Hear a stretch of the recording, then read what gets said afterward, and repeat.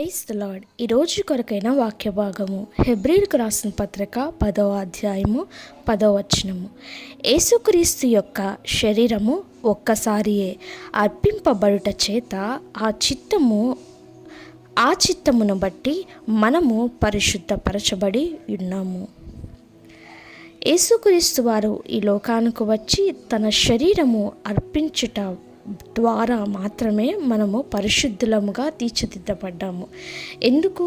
అంతకుముందు పరిశుద్ధపరచుటకు ధర్మశాస్త్ర గ్రంథ ప్రకారము ఒక ప్రాసెస్ని ప్రారంభించారు కదా, ఒక ప్రాసెస్ని చేశారు కదా. ఎందుకు ఆ ధర్మశాస్త్ర ప్రకారము ఇప్పుడు మనము పరిశుద్ధులము కాలేము? లేవియా కాండము 1వ అధ్యాయము 4వ వచనంలో అతని నిమిత్తము ప్రాయశ్చిత్తము కలుగునట్లు అది అతని పక్షముగా అంగీకరింపబడును. ఆ వ్యక్తి చేసిన పాపము నిమిత్తమే ప్రాయశ్చిత్తము కొరకే అక్కడ ఒక మేకని కానీ లేదా ఏ యొక్క ఎడ్లను కానీ వారి పెట్టి వాటి రక్త ప్రోక్షణ ద్వారా అతడు ఆ పాప విమోచన పొందుకొని అతడు పరిశుద్ధుడవుతాడు. ఇది ధర్మశాస్త్ర గ్రంథ ప్రకారము. అయితే ఆల్రెడీ ఆ ప్రాసెస్ జరిగినప్పుడు, ఆ ప్రాసెస్ ఉన్నప్పుడు ఎందుకు యేసుక్రీస్తు వారు మరలా ఈ లోకానికి వచ్చి మన నిమిత్తము ఆయన మరణము పొంది ఆయన రక్తము ధారపోసి మనల్ని శుద్ధులుగా చేయాలి అని దీని గురించి మనము ధ్యానించినప్పుడు నాకు పరిశుద్ధాత్మదేవుడు ఎంతో చక్కగా తన యొక్క వివరణ నాకు వివరించినది మీతో నేను పంచుకోవాలని ఆశపడుతున్నా.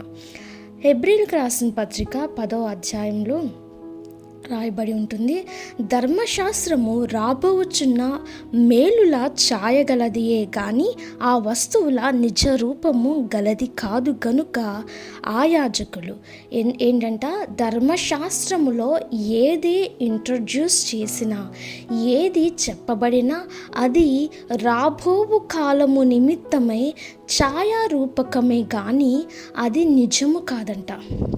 సో ఈ యొక్క మేకలు ఎడ్ల యొక్క బలి అర్పణ కూడా అది మనల్ని పరిశుద్ధులుగా చేయుటకు అది నిజమైన వస్తువు కాదు, కానీ అది కేవలము ఛాయారూపకమే అని చెప్పి బైబిల్ గ్రంథ ప్రకారము మనకి అర్థమవుతుంది. యేసుక్రీస్తు వారు ఈ లోకానికి వచ్చి మన నిమిత్తము మరణించి ఆ రక్త ప్రోక్షణ ద్వారా మన పాపముల నిమిత్తము విడుదల పొందుకునే తీరు బట్టి పాత నిబంధనలో జరిగినది ఛాయారూపకము. యేసయ్య చేసిన కార్యము నిమిత్తమే అది ఛాయారూపకము, యేసయ్య చేసింది నిజమైన కార్యము. అయితే పాత నిబంధన ద్వారా మనము శుద్ధులము కాదా? అవ్వమా అంటే అవుతాము. అయితే ఆ శుద్ధి, ఆ యొక్క పరిశుద్ధత కేవలము శరీరము వరకు మాత్రమే జరుగుతుందంట. ఇదే హెబ్రీయులకు రాసిన పత్రిక 9వ అధ్యాయము 13వ వచనంలో రాయబడి ఉంటుంది చూడండి. మేకల యొక్కయు ఎడ్ల యొక్కయు రక్తమును మైల పడిన వారి మీద ఆవుదూడ బూడిదే చల్లుటయు శరీర శుద్ధి కలుగునట్లు వారిని పరిశుద్ధపరచబడిన ఎడల. దేనికంట? శరీర శుద్ధి అంట. కేవలము శరీరం మాత్రమే శుద్ధి అవుతుంది.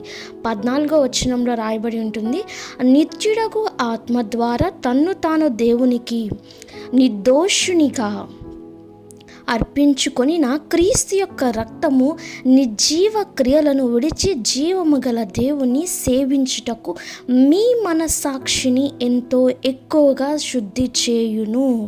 ఏంటంట, యేసుక్రీస్తు వారు అర్పించిన ఆ బలి ద్వారా, ఆ రక్తము ద్వారా మన యొక్క మనస్సాక్షి, మన కాన్సైన్స్ అనేది శుద్ధి అవుతుందంట.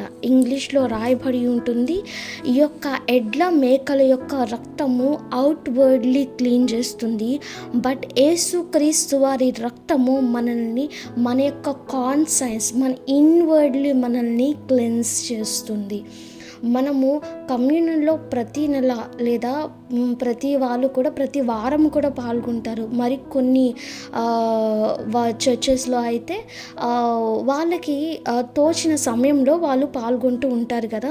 సో ఎప్పుడు పాల్గొనినను, ఎప్పుడైతే మనము క్రీస్తు యొక్క ఆ రక్తాన్ని మనం ఎప్పుడైతే తీసుకుంటామో, లేదా యేసుక్రీస్తు వారి యొక్క ఒక సాక్రిఫైస్ని మనము జ్ఞాపకం చేసుకుంటూ ఆ కమ్యూనియన్లో పాల్గొంటామో, is nothing but when we are participating in that is cleansing us. మనల్ని అది శుద్ధి చేస్తుంది.